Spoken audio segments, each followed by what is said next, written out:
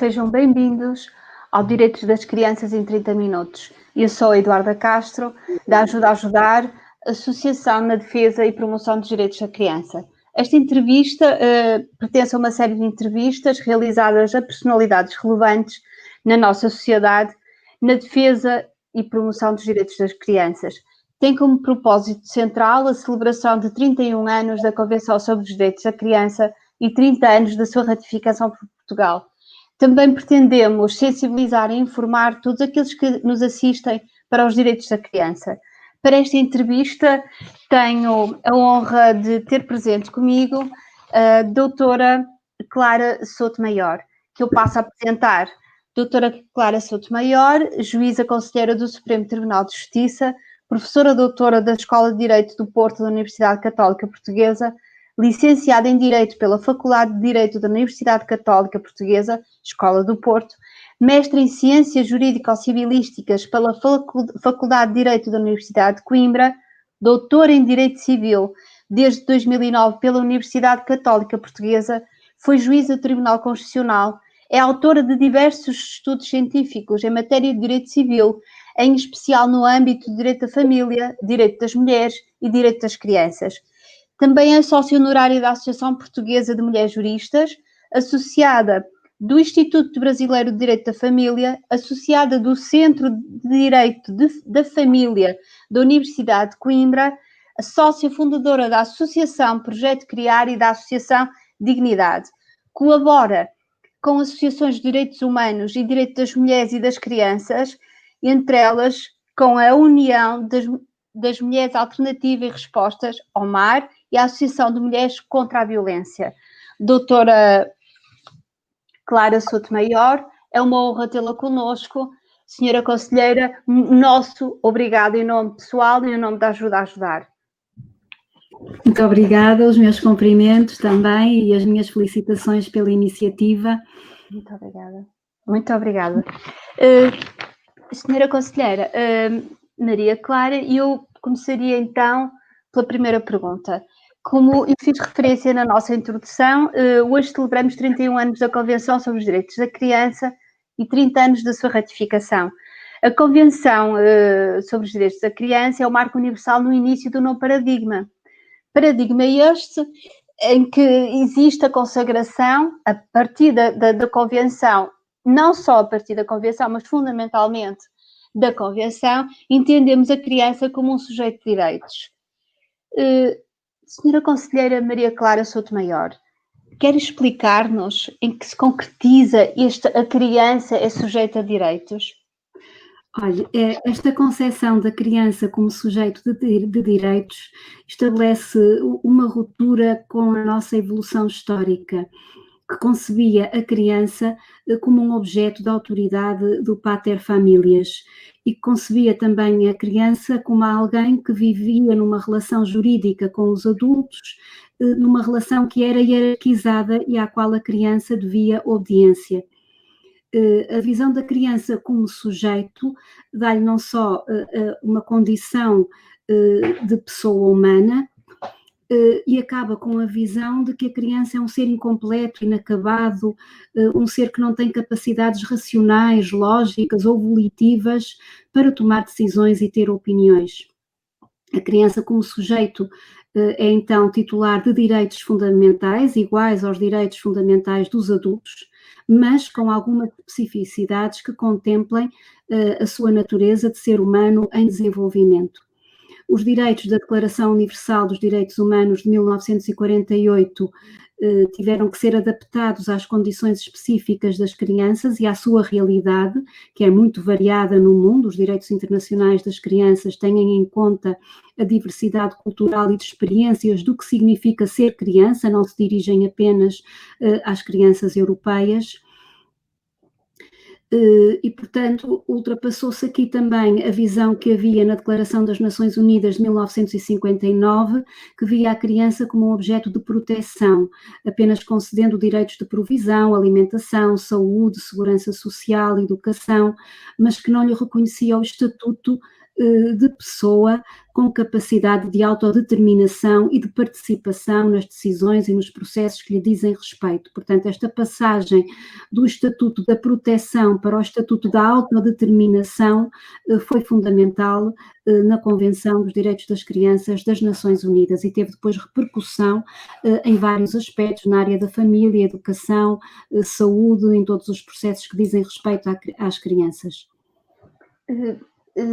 Senhora Juíza Conselheira Clara Souto Maior, eu colocaria então a segunda questão e começo por dizer que a Convenção é composta, como todos nós sabemos, por 54 artigos e para a sua melhor compreensão, implementação e aplicação, digamos que a Convenção está alicerçada em 4 princípios fundamentais, são eles a não discriminação, princípio da sobrevivência e desenvolvimento, o respeito pela opinião da criança e o princípio superior interesse da criança.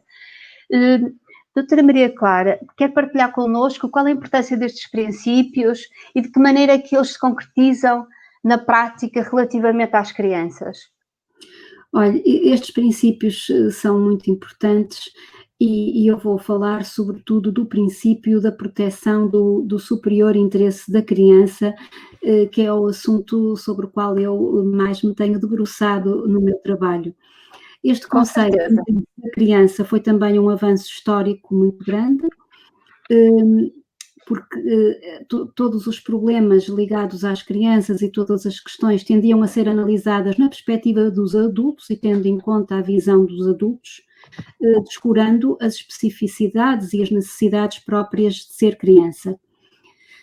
O conceito, tendo sido um avanço histórico e jurídico, contudo não resolve todos os problemas porque tem uma natureza indeterminada e aberta e precisa de ser preenchido valorativamente por quem aplica as normas. E depois o que sucede na prática judiciária, por exemplo, é haver um certo subjetivismo ou variedade de decisões para casos semelhantes em função do que são as convicções ou as concepções próprias de cada decisor. E aí é que eu acho que há algumas lacunas ou alguns problemas que carecem de ser resolvidos na prática.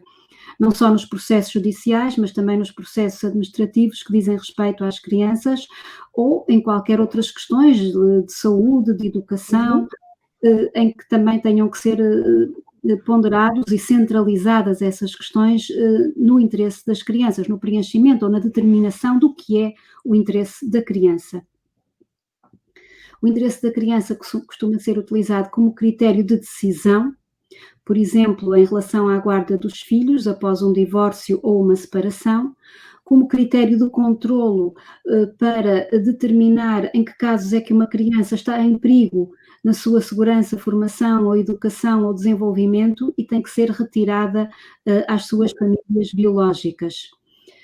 São questões muito sensíveis que têm gerado muitas polémicas sociais, e, portanto, eu acho que era decisivo que houvesse aqui um esforço de determinação do que significa o conceito de interesse da criança, que tem que ser sempre variável com cada criança concreta e não pode servir para projetar as crenças ou as ideologias dos adultos. Isto é um passo muito importante que se resolve com pode ser o próprio legislador a especificar o que se deve entender em cada contexto por interesse da criança, pelo menos de forma exemplificativa, indicando que fatores é que devem ser investigados, por exemplo, as necessidades físicas e emocionais das crianças, a sua opinião, o grau ou patamar de desenvolvimento, o seu contexto familiar, as relações afetivas que tem com os pais, a capacidade dos pais para cuidar das crianças, a história de vida da criança, o seu temperamento, o seu sexo, portanto, todos estes elementos têm que ser ponderados para que as decisões a tomar sejam individualizadas e adaptadas a cada criança em concreto, e não a projeção de ideologias ou crenças abstratas. Doutora, como sempre nos tem habituado, é muito interessante ouvi-la e apontar, de facto, aquilo que nós precisamos ainda de evoluir, não é? Agora eu vou passar para a terceira questão e coloco, realmente há bocadinho falamos dos princípios, a Convenção também prevê determinados direitos, o direito à sobrevivência, o direito ao ao pleno desenvolvimento, o direito a ser protegido contra qualquer forma de violência, o direito a participar, o direito à participação, à audição da criança.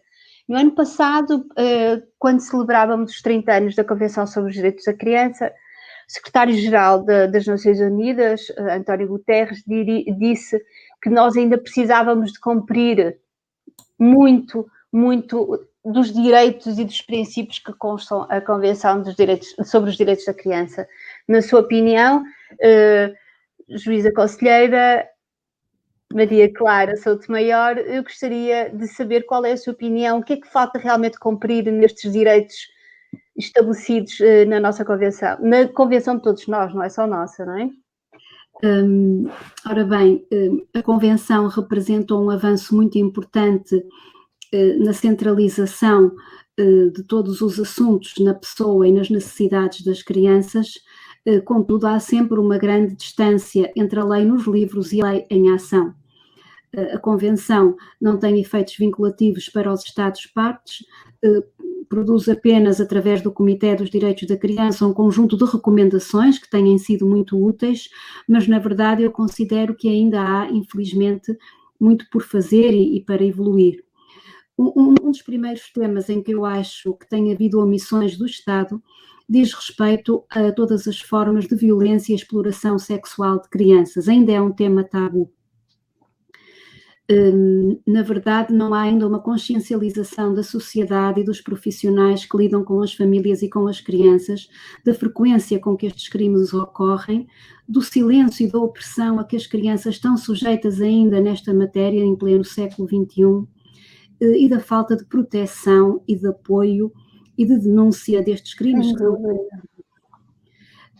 Eu penso que as pessoas continuam a acreditar naqueles mitos que havia em relação ao abuso sexual, que é um crime raro, praticado por indivíduos desinseridos socialmente, com patologias, e esquecem que a maioria destes crimes ocorre dentro da família e que é praticado por indivíduos que não têm qualquer patologia, que são muito bem inseridos, muitas vezes com poder económico ou social.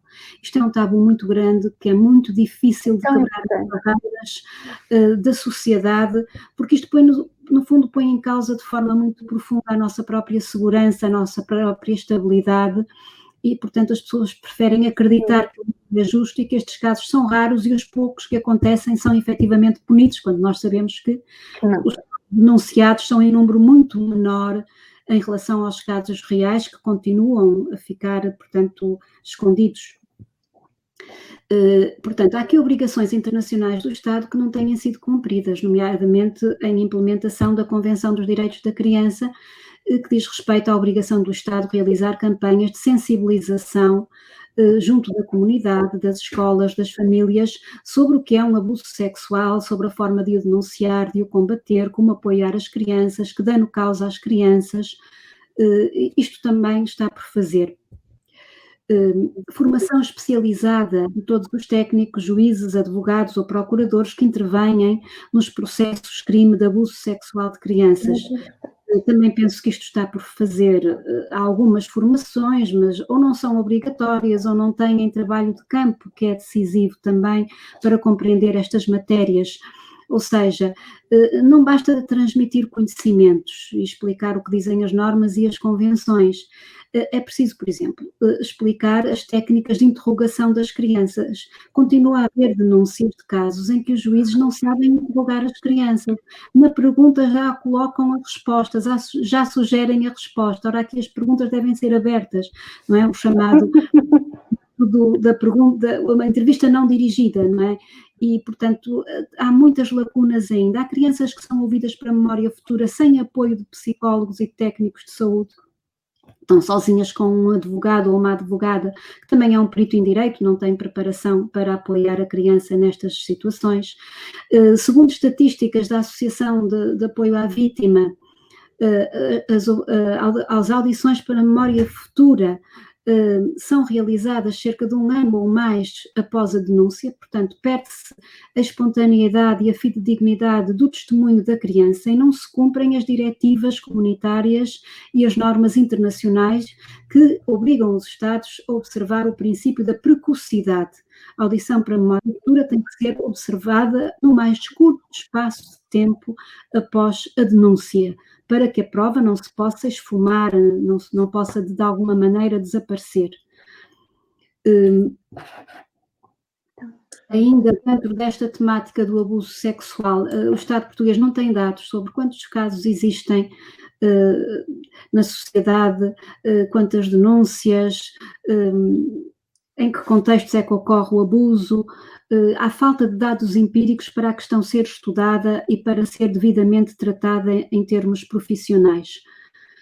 Há um baixo nível de denúncias, também sabemos, sobretudo relativamente também ao aliciamento em linha, ou grooming online, que é um tipo legal de crime recente que foi introduzido por força de uma diretiva comunitária. Sim.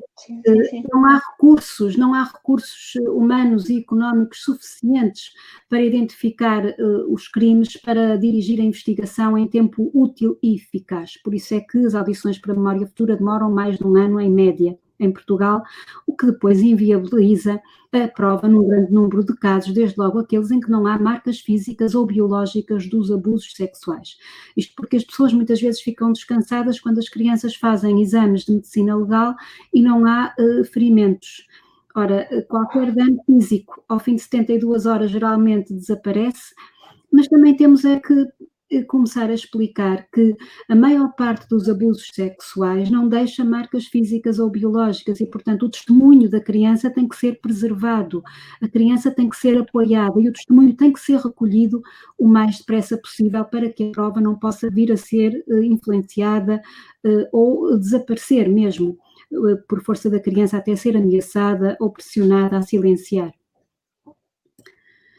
Também não há dados em Portugal sobre a exploração de crianças na prostituição. Sabemos que é um fenómeno que existe e que também tem passado mais ou menos encoberto. De forma que nesta matéria é onde eu acho que há mais por fazer e em que a distância entre a lei nos livros e a lei em ação é muito grande. E é inaceitável porque sabemos que os crimes sexuais contra crianças e todas as formas de violência sexual geram o chamado stress pós-traumático, que está previsto no DCM-4, na lista de doenças, no catálogo de doenças da Organização Mundial de Saúde, e, portanto, são danos psíquicos e mentais que ciclicamente se repercutem ao longo da vida e que dificultam a inserção da criança, a sua felicidade pessoal, a sua vida de relação e, portanto, e que lhe causam muito sofrimento.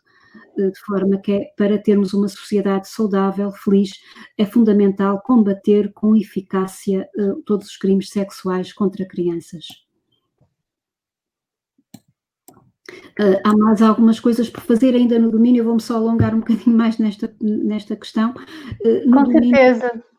Crianças privadas de um ambiente familiar e que têm que ser retiradas à família. Portugal continua a ter excesso de institucionalização de crianças e de crianças com idade muito baixa. Portugal tem poucas famílias de acolhimento, poucas soluções de acolhimento residencial. É verdade. É grave para o desenvolvimento das crianças pequenas que necessitam de afeto no dia-a-dia, de um apoio muito personalizado. Portugal também tem muitas lacunas no apoio económico e social às famílias vulneráveis. Muitas vezes os filhos são retirados por pobreza dos pais, até por discriminação, pelo facto dos pais serem de outras etnias, de outras nacionalidades. E, portanto, tem que haver aqui também muito apoio às famílias, sobretudo quando são pobres, de outras nacionalidades ou etnias. Doutora... Mais algum sim, com certeza. Dá para acompanhar, porque é precioso. Claro. O essencial penso que está. Podemos passar à seguinte, claro. Doutora Clara, na sequência da sua partilha, eu coloco-lhe esta questão. Nós vemos que, de facto, a Convenção, na teoria, ainda, na teoria não, a Convenção na prática ainda tem algumas dificuldades e tem alguns obstáculos para que se concretize na nossa sociedade, em particular na sociedade portuguesa. Qual é a importância, então, de Portugal ter ratificado? Qual foi o passo mais significativo para Portugal ter ratificado esta Convenção? Há uma consciencialização maior, promove uma sensibilização maior, alerta para a população, digamos assim, mais inserida nos direitos e promoção dos direitos da criança, alerta-os, sensibiliza-os? Houve assim algum impacto significativo? Houve um impacto, portanto, a Convenção foi ratificada em 1990 e notou-se a partir desse momento não só uma maior consciencialização social dos direitos das crianças, de direitos de proteção e de autodeterminação e participação, e da sua importância social e política também. Por outro lado, sobretudo também ao nível dos profissionais, dos tribunais, de todas as instituições judiciárias e não judiciárias encarregadas de lidar com crianças, passaram então a ter uma preocupação crescente com os seus direitos e, sobretudo, com a sua participação e autodeterminação. O Estado deixou de ter a pretensão apenas de proteger as crianças como uma entidade superior que sabe o que é melhor para elas e passou a ouvi-las, a respeitar a sua opinião. Claro que este objetivo nem sempre é concretizado, mas foi esta a mudança de paradigma da Convenção e que foi muito importante, não só na legislação, houve várias reformas legislativas nesta altura. Por exemplo, a Lei de Promoção e Proteção de Crianças em Perigo e a Lei Tutelar Educativa, que consagraram amplamente esta concepção da criança como titular de direitos de participação e como uma pessoa que tem capacidades de autodeterminação e de autonomia, de acordo com a sua maturidade em todos os processos que lhe dizem respeito. Isto foi um avanço muito grande na altura e depois, gradualmente, foi-se aperfeiçoando. Por outro lado, as normas da Convenção, como são direito internacional e a nossa Constituição tem a cláusula de recepção automática das normas de direito internacional, fazem parte do nosso direito interno e são também diretamente aplicáveis. Por outro lado, são critérios interpretativos da nossa Constituição e permitem, portanto, a expansão e o desenvolvimento dos direitos fundamentais expressamente consagrados na Constituição. A Constituição já consagrava o direito à proteção, o direito ao desenvolvimento integral das crianças, o direito à proteção contra qualquer abuso de autoridade, mas estes direitos são evidentemente aprofundados e alargados por força da aplicação conjunta das normas da Convenção, que consagram todos os direitos à reinserção social, à proteção, à autodeterminação, à proteção contra a violência, etc. Portanto, à educação, todos esses direitos, portanto, ajudam também a densificar as normas constitucionais no sentido de alargamento dos direitos fundamentais das crianças. Por outro lado, como também referiu, a Convenção foi um fator de transformação da cultura na sociedade, nas instituições, nas famílias, na justiça. Tem um valor cultural, pedagógico, legislativo e judicial decisivo para melhorar as práticas em relação às crianças e para criar uma nova cultura da infância que dê mais atenção às suas necessidades e aos seus direitos. Tem sido um gosto ouvi-la, de facto, mas eu tenho, por questões de tempo, lançar agora a nossa última pergunta e eu creio que terminamos com uma pergunta, todas são importantes, mas esta é importante e eu vou colocar. Então, nós estamos aqui a falar da Convenção sobre os Direitos das Crianças. Agora, perguntava à conselheira Maria Clara Souto-Maior, o que é a criança para o direito e para as ciências sociais? O que é a criança? É uma questão muito interessante, geralmente não se define, nós temos um conhecimento intuitivo do que é ser criança, do ponto de vista técnico-jurídico, ser criança, portanto, a noção de criança refere-se a todo o ser humano, desde o nascimento até à idade em que completa 18 anos. Mas sabemos que esta fase é muito longa, que abrange os bebés, as crianças de tenra idade, os jovens, os adolescentes. e, portanto, não é um conceito monolítico, é um conceito que vai evoluindo. A criança passa por várias etapas ou fases e vai adquirindo, ao longo desse desenvolvimento, capacidades específicas de acordo com cada escalão etário ou patamar de desenvolvimento.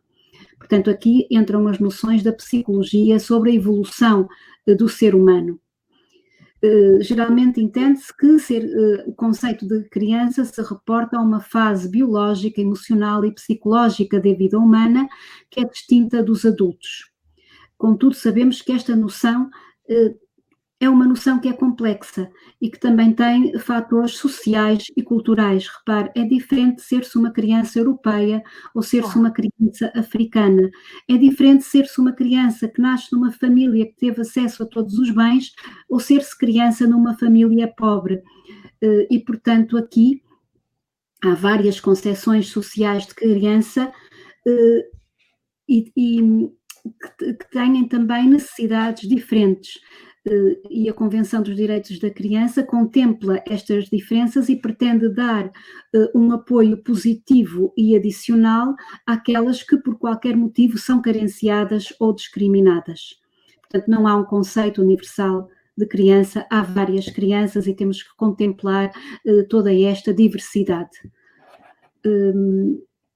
Ainda em relação à noção de criança, por exemplo, na antropologia, temos uma noção muito interessante que é as crianças vivem num grupo que é quase autónomo dos adultos, do grupo dos adultos, têm regras próprias, é chamada criança tribal, que vive em ligação com as outras crianças. As crianças não aprendem normas só da educação que os adultos lhes fornecem ou as instituições. Aprendem também as normas na relação umas com as outras e também contribuem, têm um papel criativo ou constitutivo para a criação das normas que as sociedades e os adultos lhes aplicam. Portanto, e é de todo este feixe de relações que nasce também aquilo que é muito importante para a Convenção, que é a educação para a paz, a educação para a democracia das crianças.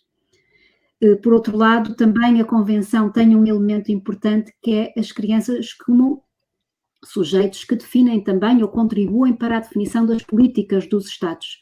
As crianças devem ser ouvidas sempre que os Estados ou os governos querem implementar ou criar uma política com impacto nas crianças e nos jovens. As crianças são também um grupo social que tem sido historicamente discriminado, porque considerado inferior, considerado apenas como devendo obediência aos adultos e, portanto, tendo à partida uma incapacidade ou um handicap de conhecimentos ou de sabedoria, de maneira que também temos que aqui ver as crianças numa perspectiva política e social como um grupo que tem sido discriminado, mas que também quer lutar por se emancipar. E nós, adultos, estamos aqui também para ajudar as crianças e os jovens nesse movimento de emancipação. Doutora Maria Clara Sotomayor, foi uma honra tê-la connosco. O meu agradecimento pessoal e agradecimento em nome da Ajuda a Ajudar para todos aqueles que nos assistem, será realmente uma experiência de conhecimento e de partilha fantástica. O meu obrigada. Também quero agradecer ao meu colega da Ajuda a Ajudar, Tito Moraes, por estar do outro lado. Nós não estamos a ver, mas ele está a tornar possível a realização desta entrevista. Muito obrigada a todos. Em especial à conselheira Maria Clara Sotomayor. É uma honra. Obrigada. Eu quero agradecer e exprimir também a minha felicidade e o meu gosto e o prazer em estar aqui presente e agradecer a oportunidade que me deram e também dar-vos os parabéns pela iniciativa, porque é destas iniciativas que depois a sociedade se vai transformando e refletindo mais sobre os direitos das crianças. Muito obrigada também. Um dia muito feliz a todos. Muito obrigada. Muito obrigada. Muito obrigada. Obrigada.